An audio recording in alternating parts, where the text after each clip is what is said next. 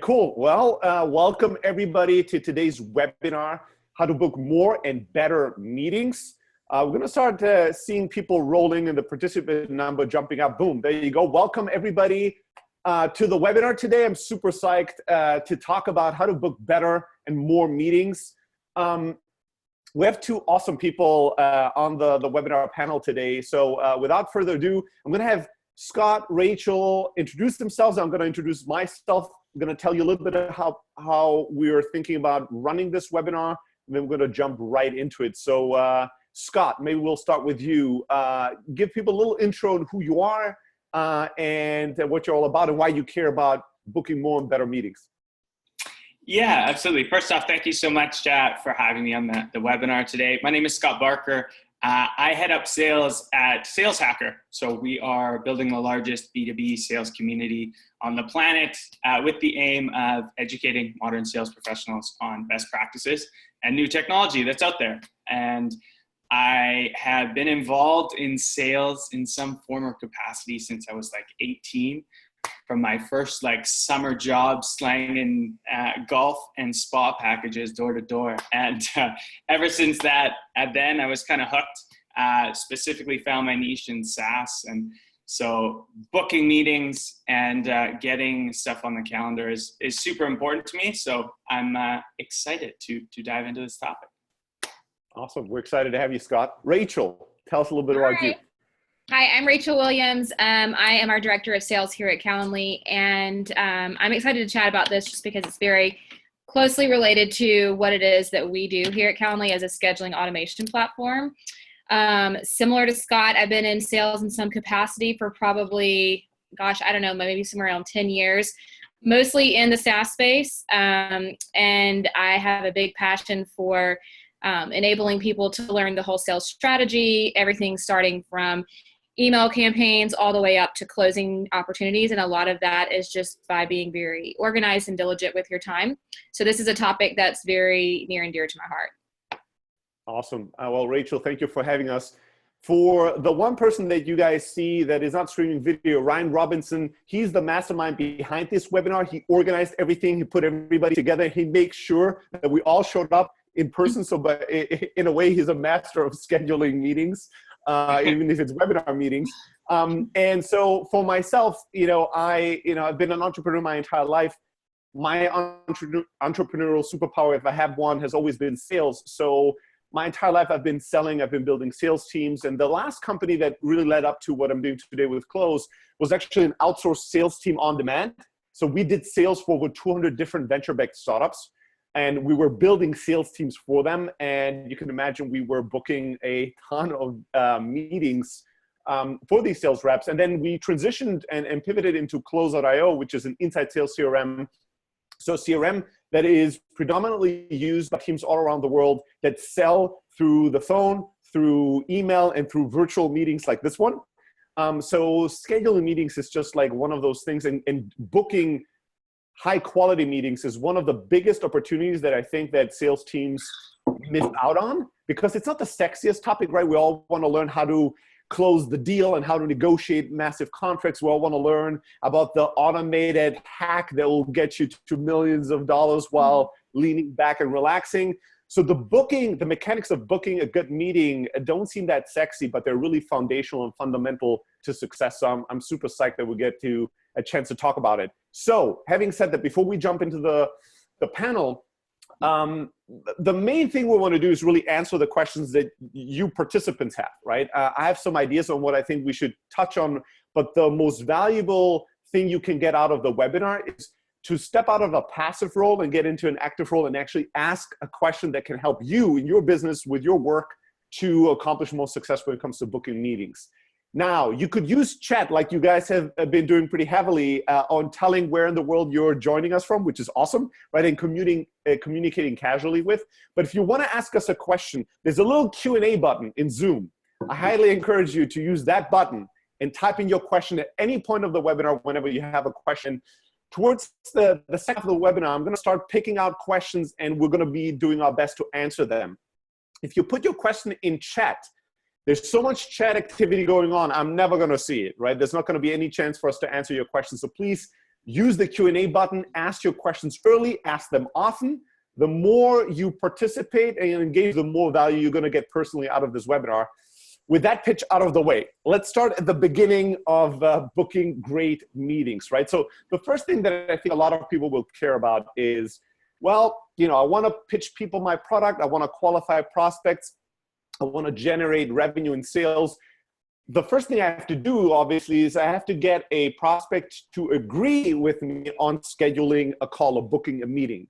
When it comes to reaching out to prospects to pitch them or to sell them on the idea of like booking a meeting, what are some of the things, best practice that you guys have seen? What are some of the big mistakes you have committed yourself, or you've seen your teams or other teams commit that we can share here to begin with to help the audience and help the participants avoid some mistakes and some best practices to think about when you're prospecting, when you try to convince people to jump on a meeting or give you some of their time to listen to you? Yeah, I can start here. We actually kind of do an informal email chain where we will send each other emails that are good prospecting emails and those that are bad. And I can tell you that the good ones are very straight and to the point. First of all, acknowledging that the person you're reaching out to is busy and that you're going to get straight to what it is that you're trying to help them do. And really keep in mind that your messaging needs to be compelling from the first sentence or two of attention catching to where the prospect that you're trying to schedule a meeting with has a reason to read more and a reason to consider a call. The bad emails are the ones that list out, it's like the show up and throw up concept where they list out like literally 2,000 bullet points of everything their tool does. But that's with the assumption that the prospect A has time to read that, which they don't, and B, that they care about all those things. For me, what catches my attention and what I try to always do is try to get inside the mind of your potential buyer and what keeps them up at night, and show how your product can help that within 1 or 2 sentences. Absolutely. I love that. And sharing internally it's a great way to do it. And I would even take that, you know, another step further. And, you know, we all write emails to like a certain persona. So maybe you sell into marketing, or you sell into finance, or you sell into sales. Well, in all likelihood, you have that function at your current organization. So write up your email, walk over. If you're sending it to VPs of marketing, like hundreds of VPs of marketing, walk up to your VP of marketing internally and say, hey, would this catch your attention? Does this matter to you? Are these bullet points relevant? That's gonna, you know, do these problems keep you up at night? And they'll be able to give you some feedback, and then you can, you know, change your message from there. And yeah, I think it comes down to really 3 things. So doing your research up front, personalization, and being concise with your messaging. And those would be my 3 best practices. Sweet, beautiful. So one thing I'll add to this, one thing that baffles me oftentimes when it comes to meetings is that most salespeople, most sales teams, they don't pitch the value of the meeting itself, right? It's just like something we assume everybody knows what a demo is. So I'm just going to say, when do you have time for a demo? It's like, well, why should I give you my time? What are we going to accomplish during a demo? Why is a demo really valuable? Why is it better than me just watching a video or playing with your product or doing my research on my own? So a lot of times people will ask for somebody to give them time and jump on a call or a meeting with them without explaining why that time is the best investment and will have a much higher ROI than utilizing that time in some other way of exploring the product, right? What is the value of the product demo? Why is this a better use of my time than doing it on my own? A lot of times, and hopefully this is something that people can implement in the way that they pitch meetings. If you have to me, a successful meeting is all about saving time and getting to a decision faster and getting to a better decision faster, right? So you can, when we reach out to inbound leads, for instance, with Close, when they sign up for a free trial, our pitch for them to jump on a call with our sales team is that they can play around with the product for a number of days to really figure out how everything works, or they can jump on a 15, 20-minute call to get all their questions answered, pointed in the right direction so they get a bigger ROI and a faster ROI on their trial, right? So this is going to save you time. It's going to help you make a better decision faster, right? Pitching the value of the demo seems so basic, that 99% of the teams that I see don't even attempt to do that to begin with. They just say, let's jump on a demo. They never explain what the demo is going to do for me. Totally. I used to actually tell my reps that you got to sell the meeting before you can sell the product or service, right? That's just as important, because if you don't get that first meeting, well, you don't even get a chance to explain your value prop. So that's a great point.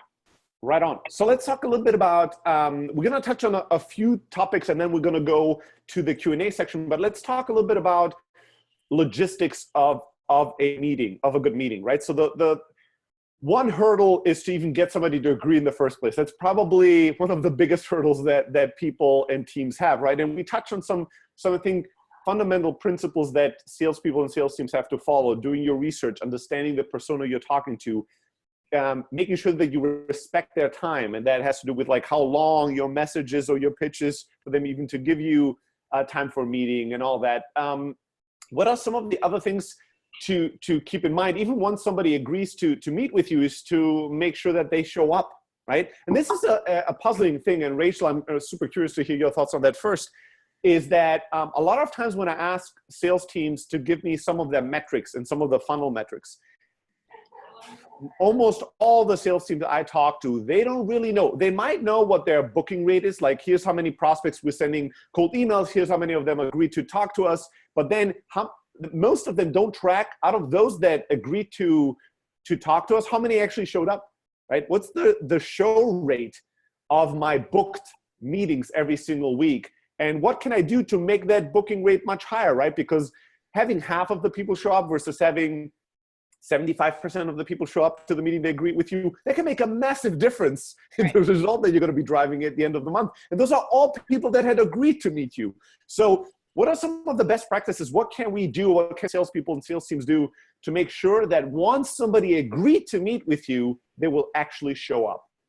Yeah, that's a good question. So I think that at first it's really important when you get them to agree to the meeting to send them kind of a high level agenda of what you plan to cover, so that they're prepared to know that this is not a demo, but this is more of a, discovery type conversation, or that it is a demo. So there's not any surprises when you get there.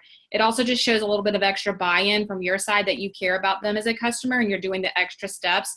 I've always been given feedback that the extra little details here and there do add up, and that, Rachel, no other sales rep has ever sent me just kind of an agenda before a meeting. We appreciate that. Or you can just embed it in the calendar event. What we do is we actually at Calendly have a feature where it has automated reminders. And I can tell you that as soon as I started here at Calendly and started using those, I noticed a drastic increase in the amount of people that show up. And there's nothing, worse than the sales rep who has that 3 p.m. Friday meeting that you sit on hold and just wait and wait. Nobody shows up for it. So what I've done is I've built 2 reminder intervals that anytime somebody schedules a meeting with me, one goes out 24 hours in advance. It's just a quick personalized email saying, hey, just a quick reminder, you have a call scheduled to talk about the following things at 2:00 tomorrow. If you need to reschedule, feel free to, email me, click this link or whatever the call to action is there. And then I send another one 4 hours in advance. And I found that to be the really kind of sweet spot. You've got the 24 hours. It's like, oh gosh, tomorrow is going to be busy, or, oh, I've decided to take tomorrow off. People that, want to kind of reschedule, or you have the last minute, my day is running really behind schedule. I don't have time for this call, but I do want to reschedule it. I would say, our no-show rate is, with the exception of a holiday Friday, I would say our no-show rate is probably somewhere between 5, no more than 10%, which to me is really, really good. People do reschedule, but to me that shows extra buy-in and interest on their side that, they're still interested. It's just not the right time. And then they just put another time on the calendar. Mm-hmm. Absolutely. So agenda reminders are key. Like from a buying perspective, when I look at, sales tools and technology that's out there, I have a busy calendar. So I live and die from my Gmail reminders typically. And that's only like, 10 minutes beforehand. So sometimes I'm like, oh no, sorry, I can't make this work. I'm doing X, Y. But if I had a 24-hour reminder, then you're definitely going to get get my time, right? I can shuffle things around. I've even, had reps and people reach out with like a personalized video, talking about the agenda for the following day. You humanize yourself a little bit. It's a good way to do it. Yeah, I think agenda reminder, super, super key.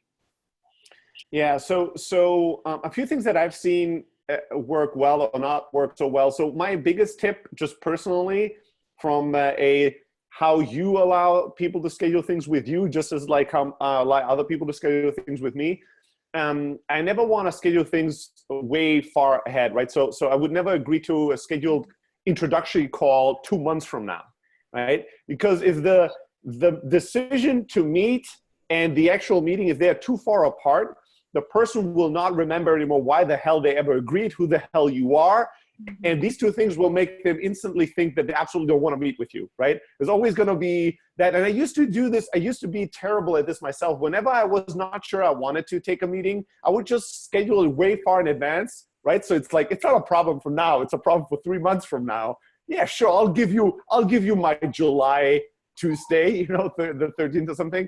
And then that day would come faster than I anticipated. And I'd be like, what the hell is this? Why is this on my calendar? How did I agree to this? And these would be the meetings that I had the strongest urge to cancel, right? So from a sales perspective, when people wanted to schedule me way far in advance, I mean, I might accept that, but I would treat it almost as like we don't have a firm meeting scheduled. And I would take, like, if it was like 2 months in advance, I would take a month before to repitch the meeting and 2 weeks before again to repitch the meeting, and being fully aware that meeting may or may not happen because it was just way far in advance booked. So I would highly encourage you to book meetings as closely related to your pitch as possible, right? When possible, you want to book it within that week. If you send somebody an email on Monday, you'd want to see if you can find time this week to meet with them if possible. So that's kind of a best practice and something to avoid, something that I did poorly and badly way too much. Reminders are really key, right? So email reminder is really strong and key. Calendar reminders. So you even sending the RSVP calendar event, so you have some control over it, versus just agreeing verbally or letting them agree in email with you, and then it's on them to remember to put it on their calendar in the first place.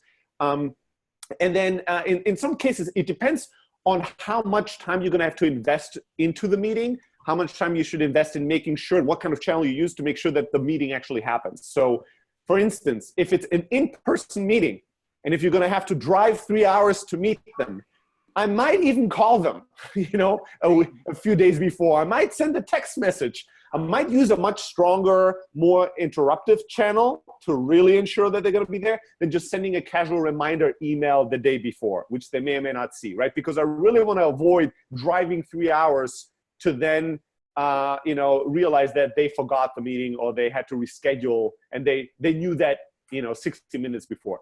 The other thing that you can do is to make it a little harder for people to reschedule. I love the agenda point that Rachel said, and this is something that I see so rarely, people actually saying, this is what we're going to try to accomplish on this call, right?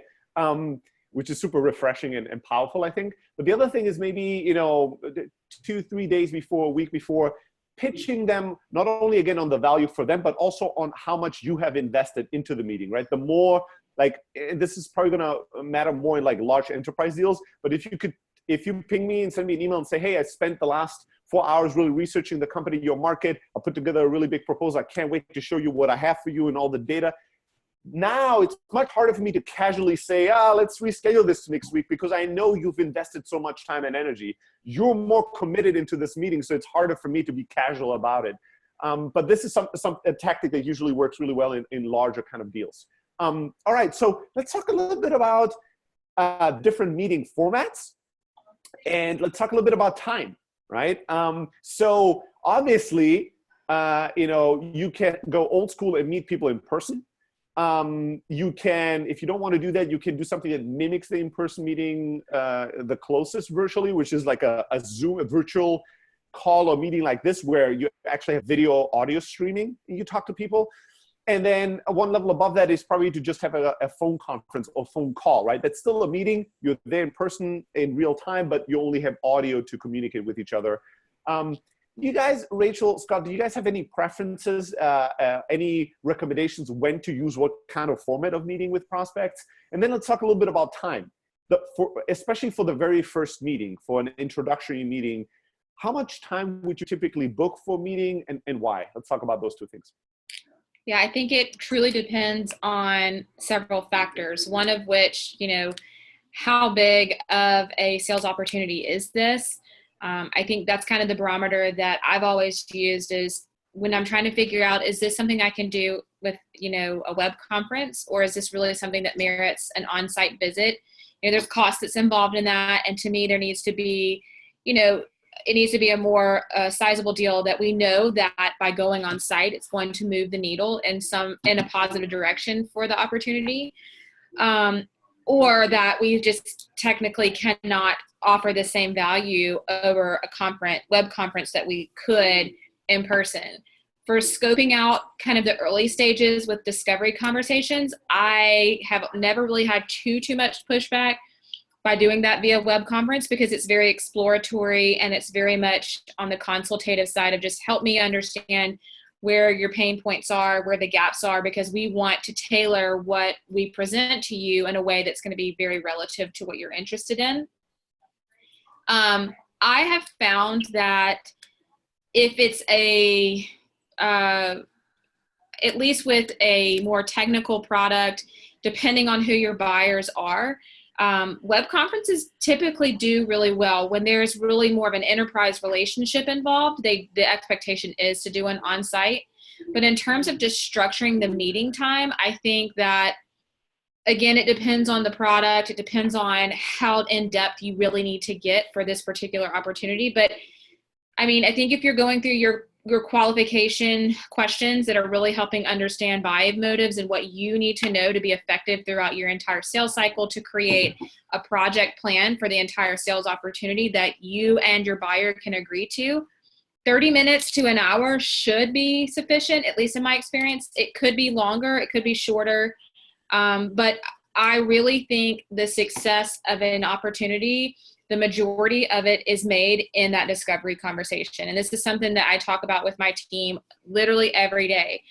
We'll get halfway through a sales cycle and we come to find out that somebody doesn't understand what the buying process is. And it's like, well, we should have understood that way earlier in the first conversation. So I think prioritizing what the key elements are that you have to get out of that discovery initial conversation is key to the success of winning a deal.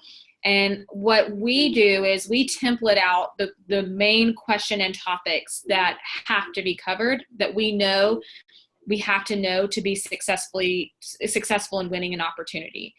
We start a note for every single opportunity with that discovery conversation and paste that template in. And you can't completely work off of just 100 questions. It's more of a high level. Make sure you cover the following topics. The key things that you really need to know to guide you through a sales cycle. And I found that to be a lot more effective than just kind of shooting from the hip and hoping to get every piece of information that you need. Beautiful. Scott? Yeah, so I think there's kind of like two questions there. So for me, there's the discovery process, and then there's the actual, you'll call it demo or pitch, right? And when I'm talking discovery, which I agree with Rachel 100%, it's so unbelievably important. I like to keep them fairly short if I can, like 15 to 30 minutes for that initial first meeting. And, the reason for this is, like we said, the first time you got to sell that meeting. So if I'm asking for 60 minutes of someone's time, if we make, the time is money, old mantra, that's double the amount. So that's asking a lot for them. So I like to keep it short. I like to keep it concise at the discovery call and just try and tease out as much information as humanly possible that's going to make my next follow-up meeting more effective, which will be, the pitch or the product demo. Again, I think buyers are expecting these to be shorter. We live in such a 30-second snippet world where we have all this information coming at us. It's hard to get someone to sit down for an hour. That's a big chunk of someone's day. So even the product and the demo, I think 30 to 45 minutes you should be able to, express the value in that amount of time. For me, cameras on all meetings, if humanly possible at all. We're humans talking to humans. It's super important. Going into that pitch or demo, you better know the business in and out, specifically how it pertains to your product, your solution, maybe some relevant news in their industry. Make sure you have unique qualifying questions prepared beforehand, not just running them through BANT or whatever you were taught. And then, of course, outline their next steps as well as your next steps. Because it's not good enough to just have a next step where it's, hey, we'll talk again in 2 weeks on this date, because different things have to happen. Maybe for me, I have to go to my marketing team, get them a certain case study that they requested or something. And for them, they might have to rope in 2 stakeholders, their VP of sales, VP of marketing, to come to the next meeting. So don't put it on them to make that happen. You do that. Be like, okay, your next step is talk to your VP, talk to your executive team. We'll rope them in here, and that's how it's going to go. And then just making sure that you're value heavy rather than feature heavy throughout the whole process, right? No one really cares about your new integrations. When you're talking to someone on a pitch or a demo, just imagine that they're the most selfish person on planet Earth. Because we usually are. We only care about what's going to move the needle for us, what's going to make us look good in front of our boss. So just sell them that part. Be like, hey, this is it. This value is what you're going to get out of it. Everything else, just leave it out.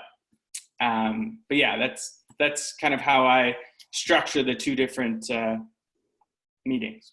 One of the things actually that kind of stood out as something that we do also, and I think it's really important, is to really capture the next steps, but not just the immediate next steps, but the entire project. And those will change. But depending on the project, like if you're more transactional, this may or may not make sense to do. But for your deals that require a lot of strategy and moving parts, I like to really get an understanding for the steps involved. And then I tell my customer on the discovery call, I'm going to put together a high level plan, and I'm going to send this to you, and it's going to document and outline all the steps, who's involved, when we anticipate that to happen. And this is going to be our guide. Every time we get on a call, we're going to come back through. This document is a living document. We're going to update it as we go. And this is going to help make sure that we're all on the same page. So if something changes, we'll update the document to do that. And, it also increases buy-in from the customer, because that's a next step that I'm going to send them that outlines the entire process after I get off that call. And I ask them to read through it, scan through this really quick, let me know if anything stands out, anything I need to add or change or remove. And 9 times out of 10, they come back and they're like, wow, this is really impressive. Thank you for putting this together. Actually, we need to have a security review at this point, which is so helpful on our side, because now we're aligned and the project just runs a lot smoother that way. But next steps, I think, is key, and always confirming those at the end of every call, and then just sending an updated version of that plan. While it feels excessive, your customers will very much appreciate it, because it shows that you are invested in making this a successful experience for them. Absolutely love it. Like everything that you guys say is something that almost every point you guys were making, I was like, all right, so the next point, one thing I have to add is this, and then you guys would address it. So you took all my tidbits away from me, but it's great to see, because we didn't sync up about this. So you have 3 very different people with very different experience, all completely aligned with like best practices, what we've seen really work well. One thing that I want to highlight, and it might be the most important thing I'll say in the entire webinar, is that just because somebody is in a meeting or on a call with you doesn't mean you have their full attention all the time. So one thing that's important to remember yourself as you design these meetings is to understand when do I need their undivided attention? And you can't just want it, 100% of the time, because that's rarely what you're going to get, especially if it's not in person. Even if in person, I can stand in front of you, look at you, and daydream about something else.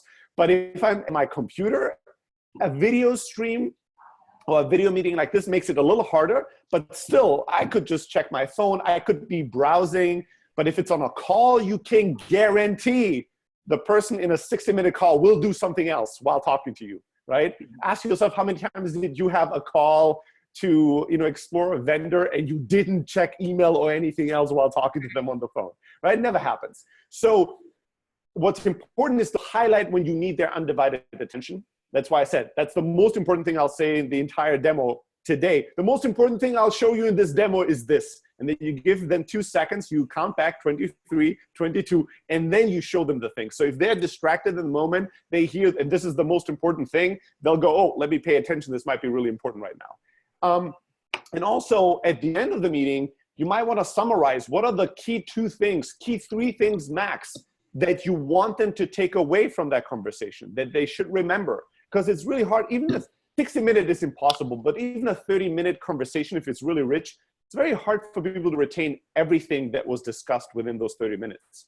So you highlighting, again, the important highlights of the conversation can make a massive difference in how somebody experiences the meeting with you and how much information they retain afterwards, right? So let's talk a little bit about the afterwards, right? The meeting is over. Let's presume it went well. And before I go to that, I see you guys are really, the guys are killing it with questions. Like the count is going up and up and up. For those of you that joined a little later, there's a Q&A button. You could click that and ask any kind of question you have. Within the next few minutes, we'll get to the Q&A part of the webinar. We're going to go and try our best to get through all your questions. So make sure to make use of that. But let's say we had a good meeting, right? We've done what Rachel said, which is outlining what are all the steps that are going to not just immediately happen afterwards, but what is the roadmap to the close, right? What's the journey we would have to take together to get to a real partnership and a real relationship of a vendor and buyer. But let's say that we've outlined all that and the meeting and call is over. What do we typically do next? What are some best practices to take as immediate action right after a meeting or a session with a customer? Yeah, I can jump in there. So the commitment calendar, I love it, Rachel. That it's so important. Was kind of working backwards on that timeline. So I love that. I just saw it on chat, and I do this myself as well. Is doing a video summary can be really helpful, and just like, hey, this is what we highlighted. This is the main points we discussed, and this is what I think is super relevant to you and your team. And this is great because not only every time they watch it, they're kind of building a connection with you, but they also, you're turning them into internal salespeople, right? That's basically what your job is, because they have to go turn around and bring in the key decision makers. No one's working in silos anymore. There's, 6, 7 people on every buying team now. So it's almost like you're sending them like a training video of how to position your product or your service and highlighting the key takeaways so that they can turn around and champion your product. Yeah, I really love that. The just kind of high level recap, just because there is a lot of information to absorb in any type of demo environment where you're going through a lot of new things, where it makes sense to you as a salesperson because you live and breathe in that tool, but to a prospect or a customer, this is all new information, and make it digestible relative to what they're interested in. I love that idea. Also, I like to find creative ways to stay engaged with my customers while we're waiting for that next step to happen. So every call should always end with a future commitment. That I think that's kind of a basic thing that most salespeople do already. Of, our next step is to get a demo. Let's go ahead, or a demo follow-up. Let's get that on the calendar. But from there, you may have a week or two gap where you're not interacting, but you need to find a way to keep them engaged.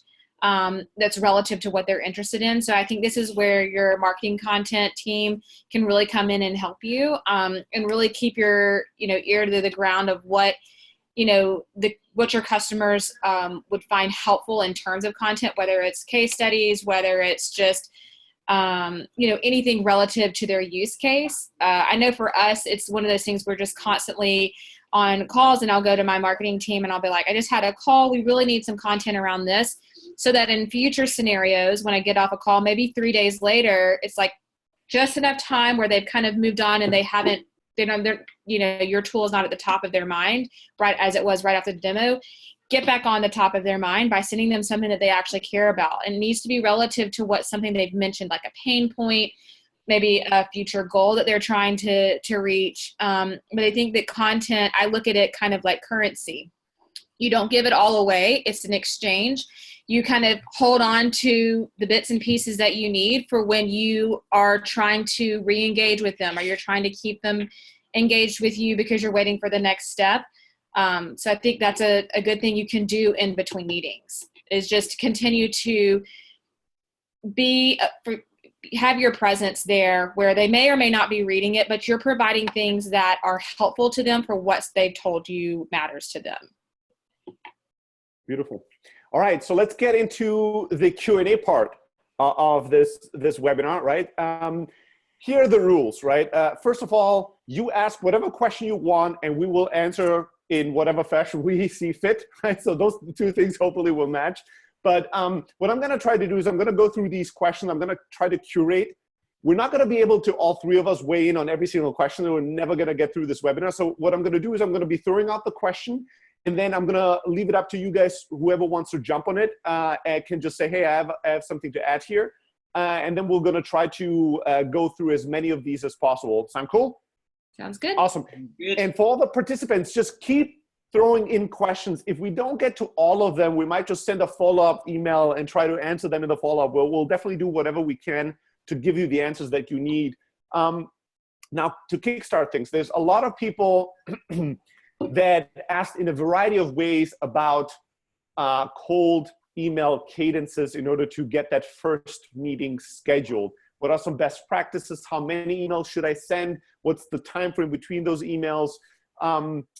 You know, who wants to jump in there? Maybe Scott, I think you have a little bit of experience with that. What's your take on cadence when it comes to cold emails to schedule the first meeting? Yeah, for sure. So something near and dear to my heart. Previous to SalesHacker, I was built out a large outbound business development program. And so I'll actually share like the 1-2 punch that we use to land literally hundreds of meetings, and I'll do my best to describe it because it's a little bit odd. But before I jump in, so be unique, you know, be creative. If you want to be ineffective, then do what everyone else is doing. You know, the classic, hey, my name is Scott, I work at company X. You know, based on this random list marketing gave me, I think you're a perfect fit, and I'd love to show you a 30-minute demo of our solution, right? Please let me know when you're available. So that, I get hundreds of those a day. We all get hundreds of those a day. They just get deleted. But so what we did, and this just requires a little bit of creativity, or I probably stole this from a webinar or something, you know, somewhere along the line, but it was a cold email that essentially mimics how a cold call would go. So we script out a typical cold call in an email. So it's kind of poking fun at yourself. And the subject line would typically be, you know, nobody likes a cold call, something along those lines. And it would be, you know, hey, Bob, nobody likes a cold call. So I thought I'd transcribe how a typical call goes to save us both some time. And then you put Bob's name using marketing automation, whatever you can do. Hello, and then your name. Hey, Bob, Scott here. I'm calling from company X. Do you have 2 minutes to chat? Bob, with a slight hint of irritation. I guess, what's up? Scott, so real quickly, we are a blank company. We've been able to drive some great results for a few orgs in your space. I was hoping to start a conversation and see if we can do the same for you. Bob, I think we're all covered in that area. Scott, thanks. Scott, fair enough. If we could save you X amount of time a month and ensure that you hit your lead goals this month, would that change anything? Bob, you're persistent, aren't you? Listen, I'm busy right now, but can you actually make sure I hit my lead goals? Yes, sir. Scott, yes, sir. Snag 10 minutes on my calendar here with your calendar link. You can use Calendly, whatever, and we can run through it together. Bob, fine. I can spare 10 minutes, talk then, ... to be continued. People loved it. People usually laugh. You know, they'd appreciate the approach. They'd at least get back to us. And here is why I think that works. So in one cold email, your first touch, we've used some self-deprecating humor to kind of humanize ourselves. We've made ourselves relatable, because who can't relate to being irritated at cold calls out of the blue? We've been able to showcase our value prop in a unique way. And we've actually overcome their first objection all in one email.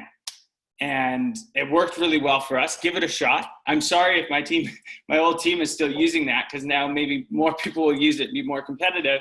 But yeah, and then if that didn't work, we'd send them a personalized video saying, hey, I got tired of talking to myself via email, so I thought I'd make you this quick video outlining why I'm reaching out to you specifically. We got like literally 70–80% response rate with those two. So give that a shot. Worked really well for me. Might work for you guys as well. Did that make sense? Did I explain that well at all? Yeah. That performance was A+. And for those of you who are wondering, shit, I couldn't type fast enough this dialogue and template. We are recording this webinar, and you are going to get the recording, and you can watch it again and write it out if you want to. So don't worry about it. All right, awesome. Thank you so much for that very specific example. Rachel, yeah. I'll get to you next. The next question that we have here is about how do you deal when you have to coordinate meetings or introductory calls, especially in the enterprise, with like multiple stakeholders, right, within the organization. And so there's like 6 people that want to be on the call, or 7 people, and you have to find a time to talk to them. And then dealing with the complexity of having so many people, the scheduling, but then also the infamous conference call where there's like beeping sounds all the time, and you have no idea how many people on this call and who these people are and what they're doing. How do you deal when you have to schedule not one-on-one with a prospect, but one-to-many? Sure. So I think it's really important that you first, in any project, any sales opportunity, have a champion. It may take a little bit of time to develop that, but you have to have somebody in the beginning who is willing to help coordinate all of these logistics behind the scenes. Because while you can make every effort as a salesperson to try to coordinate all these things, your champion has the relationships with the stakeholders internally and can help grease the wheel for you. So being transparent and just open and saying, hey, it's probably going to be a little bit tricky to get the schedule coordinated for 6 people. These are all C-suite executives. You know, I'm sure they're very busy. What is the best way of going about getting this done? Sometimes there'll be somebody who does all of their scheduling for them. Sometimes the person that you're working with will say, well, I can actually help you with that. But that's because they have a vested interest in getting all those people coordinated onto the call and saying, hey, I know you're busy, but I really need you to see if you can switch out a couple of time slots so we can get everybody connected on the call together. In terms of logistics, I love to start meetings off making sure that, you know, I understand who's going to be attending, what their roles are, and do just a basic roll call, and then just set the agenda up front where you get buy-in from all the participants. And what that looks like is just saying, okay, we have the following people on your side, the following people on our side. The way that we have this structured is we've got 30 minutes to talk about X, Y, and Z. We'll make sure we save time for the end for questions. So I'm sure we'll probably cover a majority of what you guys are going to be questioning or curious about. You know, this is collaborative. You can chime in, but we will carve out time at the end. And then that way everybody kind of understands the structure of the call. So there's not this like beeping, people over talking each other. And then just make sure that everybody, when you do set that agenda, just kind of say, you know, ask for the buy-in from them. Ask them, like, does that sound good? And usually people will say, okay. And it makes a much more effective, smooth call just because people have better expectations of how the call is going to run. Beautiful. All right. 2 next questions I'll bang out real quickly. One question is like, how much time do you spend on researching your prospects? It depends, like almost anything we say. The larger the deal, the more time you could afford or want to invest to research.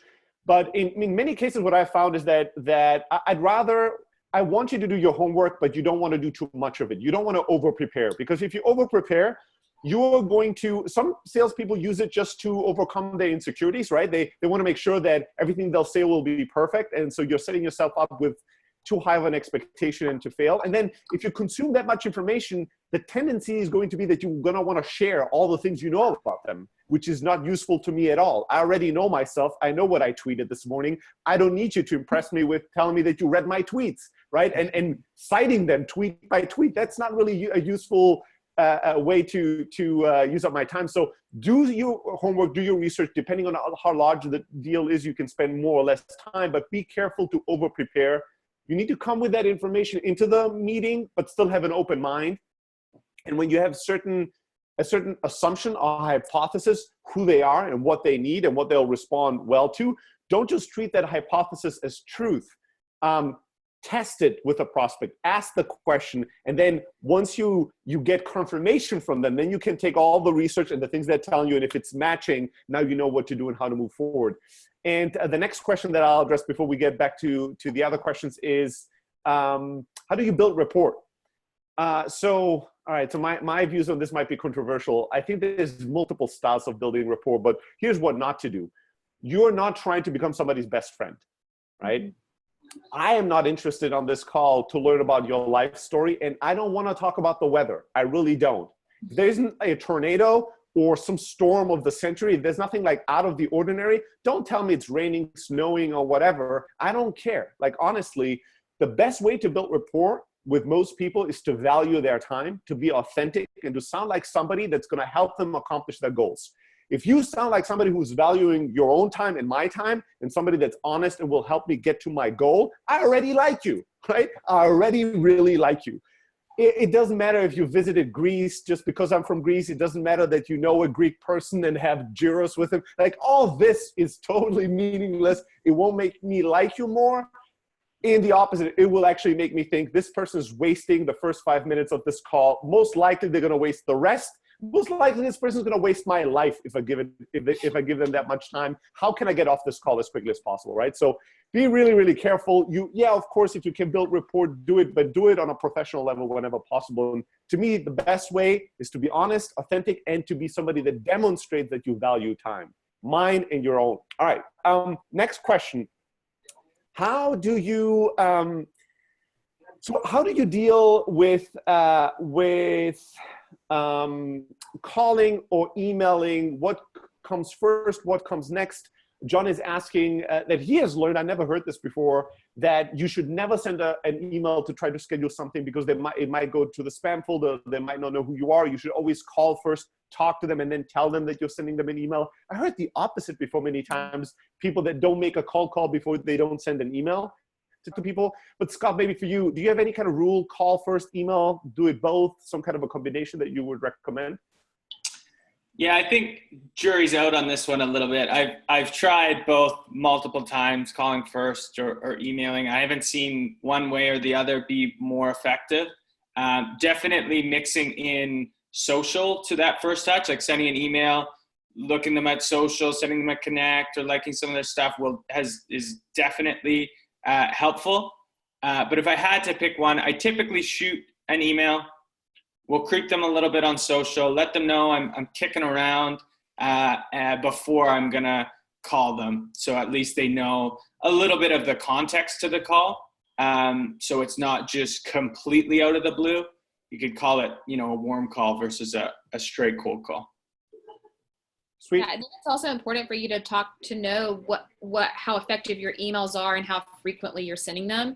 If you are consistently ending up in spam, there's probably a reason for that. So it's why it's so important for sales and marketing to be very tightly knit.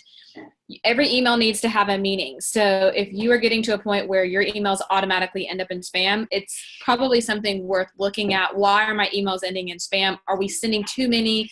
Are they meaningless? Are they automatically marked as that? Look at your deliverability rate. Understand why emails are routing there. But you want your goal, obviously, to be that anytime somebody gets an email from you or from the organization that you're with, to be something that they at least ends in their inbox and at least kind of gets a quick at a glance. Otherwise, there's probably a bigger underlying issue that needs to be explored. And just quickly add one more thing on that. And that all could change very quickly, right? We have GDPR happening over in Europe currently. It's going to be probably a matter of months to a year. The same thing's going to happen over here on this side of the pond as well. So make sure that you're not just 100% relying on email out there because that all could change very quickly.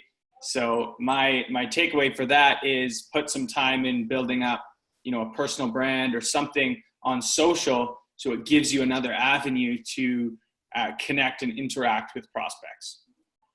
Sweet. One question Nick just asked is are we just talking about in-person meetings? So does this apply to any kind of meeting? I think everything we've talked about so far applies to any kind of meeting, call, in-person or virtual, like a video call. Next two questions for you, Rachel. One, David says that, you know, his SDRs, when a meeting is a no-show, they put that prospect into a rebook email sequence. So they have a sequence of emails to try to rebook that meeting. Yeah. Is that recommended? And also, what do you tell your reps to do when there's a no-show? Now, all of a sudden, somebody had promised you to show up. You had 30 minutes, 60 minutes booked in your calendar, and that person doesn't show up. What do you do with that time? Which you all know, if you don't have a plan for it, you're probably going to waste it. So share some best practices there. Yeah, absolutely. I'm a big fan of reschedule campaigns. We use those here, and we automate that through our CRM just by using a quick checkbox and having some rules around that. But be sure that your messaging is very, very clear and straight to the point of, hey, we missed you on the call. Let's reschedule another time. To kind of cut down on the reschedule or the no-shows, a couple other things I think I forgot to mention. One of the things I do with every single one of my customers is I will send them an email if they're like, even if it's 1 or 2 minutes into the meeting, I'll send an email that's like, hey, I'm in the GoToMeeting conference or whatever the tool is that you use. Here's the information. Let me know if you have any questions getting logged in. A lot of times they'll be like, oh my gosh, I'm so sorry, I forgot. Can I reschedule? That's fine.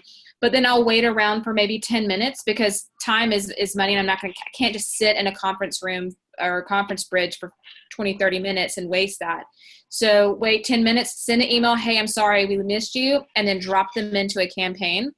When you're talking about what to do with now you've got 30 minutes that you hadn't planned for earlier in the day, I think that goes back to how you plan out your day overall and looking at what needs to be done today. You always have a to-do list that's not scheduled appointments. You've always got a list of things that need to be done.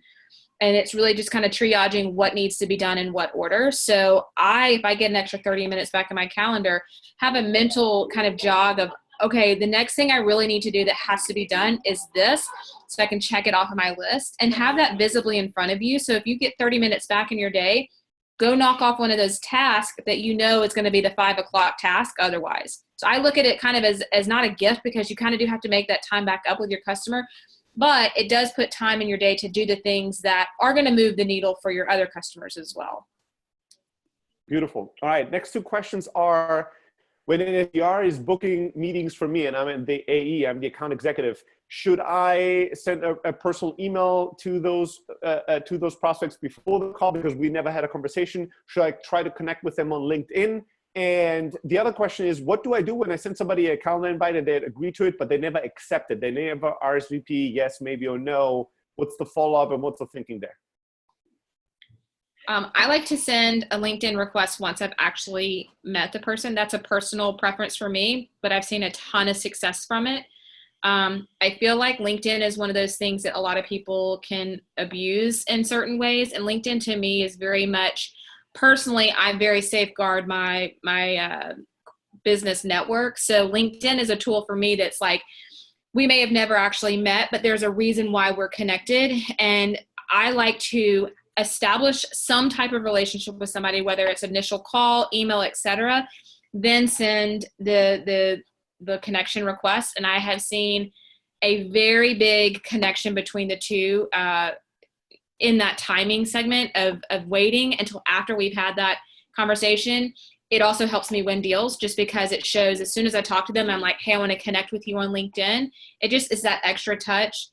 For the people who do not RSVP, I think this is one that might be a little bit controversial, tread lightly, but go with your gut. If your gut tells you like, hey, this is somebody I need to just reach out and be like, hey, just confirming tomorrow. I mean, you are planning to do reminders anyway, so that might help. But there's nothing wrong with just saying, hey, just a quick reminder, want to make sure you're still available for tomorrow's call. I don't see anything wrong with that. But I think it kind of just depends on each scenario. Just kind of have to weigh the pros and the cons with each. Scott, for you, the question, how do I ensure that my reps take notes or follow a certain structure when it comes to meeting notes, right? How much should I push them? How do I make sure that they all take notes in a similar format so it's meaningful? Like, what do you do when it comes to like salespeople taking meeting notes in a way that's meaningful, that follows a certain process or structure? Any best practices there? Yeah, so I'm a little bit old school just because how my brain works. I still need to physically write things down. So it might not be the best answer from my end, but what I'm really looking for is and for my reps, it's understand. And we kind of went over this in the meeting structure, right? So it's who the parties involved are, what they care about. So who owns the business outcomes in this certain personas that you're talking to. Their pain points. That's a big one. The challenges that they're having, how we solve them, and outlining my next steps and their next steps. I think if you have those things, you should be able to paint a pretty good picture of what's going on at the org and how you're going to be able to help them. And then, of course, you got to transfer those notes that I still jot down on paper into your CRM and so they can be socialized with the whole team and everyone knows where you stand. But yeah, nothing too groundbreaking there. Sorry. Just make sure you write your notes down, like carve out an extra 15 to 20 minutes after your call to write your notes down because you will forget. I used to be like that. I used to write things down, but I have switched over to typing things out as I go, and I'll have to go back and clean everything up. But either way, I think it's really important to take 10 minutes, 20 minutes, however long you need at the end of a call, just to go back through, digest what you've written down, add in the pieces that you didn't get to write down, because your memory will never be fresher about that conversation than right then and there. Mm-hmm. Agreed. Yeah. Sure. And then the other, Rachel, over to typing. What's that? How'd you make the switch? You just trained your brain? Yeah, well, it was kind of necessity. I mean, when you're more transactional and you're doing 4 or 5 demos a day, it's like I can do this and stay till 10 o'clock at night and forget half the details, or I can just somehow learn to do it. Right. It just practice makes perfect, I guess. I don't know. There's no magic trick. I'll make that one of my 2018 goals. Next time we talk, okay. I'll have postal notes everywhere. All right. So next question is voice recording meetings. Yay, nay, the person is saying, taking notes is very distracting. They have a tough time like taking notes and listening carefully to the person. On the flip side, recording a phone call or a video meeting like this, or even recording maybe an in-person meeting may freak out the prospect. Like what are some of your guys' thoughts on this? My 2 cents on the recording of the conversation. I do think that in principle, it seems really, really valuable, but in practice, many times people will not have the time to go back and listen to that hour again, and then write notes. So if you can find some kind of a shortcut to taking, even if it's just keyword level notes, and then you write them out after the meeting, that seems very pragmatic to me. Listening to the full meeting again to take notes doubles your time investment. It's going to be very hard to do if you're not selling multi-million-dollar deals. But I'm curious to hear you guys' thoughts. Recording meetings, yay, nay, any experiences, any thoughts? Yeah. Go ahead, Rachel. Well, I was going to say recording meetings, it is a touchy subject because some people are very much, I don't want to be recorded. And I do think it is right to tell them, hey, do you mind if I record this? I can make sure that I, capture everything that we talk about and make sure I don't miss anything. I can go back to review. But also it's good for training purposes. So if you have, newer reps that you're trying to get them kind of ramped up, it's a good training opportunity for them to go back and listen to the questions they asked and the details that they missed. I think it really just depends on each person. I mean, I think it's kind of a personal decision. I don't really lean either way. It just kind of matters to the individual. And for me, I think it's going to be a big trend in the future. Like we're already seeing tools, like Gong and like Chorus, this kind of conversational intelligence sector that's popping up. Like Rachel said, it's super key for like training. And then it can also help you identify like, hey, maybe every time you bring up X competitor, you lose the deal. And you're probably not going to be able to capture that in your notes because you're not going to think it's relevant.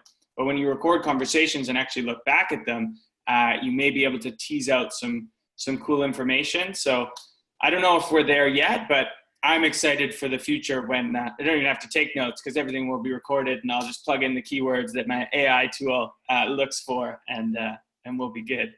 I think we'll see a lot in the future. Sweet, sweet future. All right. So last question before we wrap up the webinar is like, what do you do with people that keep rescheduling but never show up? So they're not non-responsive. They do agree. They RSVP yes. They're just continuously not showing up on the call.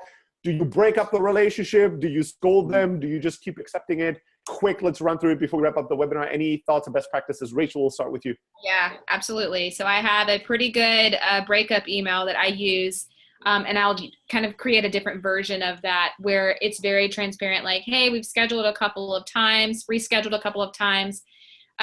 We certainly don't, if you have shifted gears in the priorities of your projects and this is maybe not as high on the list and you want to push this back a little bit, or maybe you've gone in a different direction, either way, let us know. But, it's just kind of a nice but bold way of saying, hey, you've rescheduled on us several times. Is this still a priority? Does it still make sense for us to connect?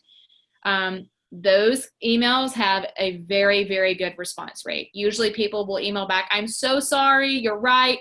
This is a priority, or no, it is something we want to do, but it is something that's like 6 months out. And you get more insight into what's actually happening just by being very open and honest and saying, hey, what is the status of this? Help me understand how to navigate this with you. Yeah, 100% agree with everything Rachel said there. Your job as a sales rep or a BDR is to ask the tough questions. Mm-hmm. I remember way back, I would be scared. You're scared of the no at the beginning, but no's are, the second best thing you can hear, as you know. Then you can move on, find new people who are actually interested, ask the tough questions, and move on. Beautiful. All right, 1 minute over, but we'll wrap up this webinar today. Thank you so much, everybody, for asking amazing questions and giving us your attention. Rachel, Scott, thank you so much for your wisdom and sharing your time and your thoughts. This webinar was recorded. You're all going to get a recording in your inbox. And if you asked the question that we didn't get to, we really tried hard. Then ping us again, just send us a quick email and we'll try to see if we can send you some resources and some information and help as many people as possible. Now it's time to get back to work and make some sales and close some deals. Bye-bye, everybody. Bye. Thank you.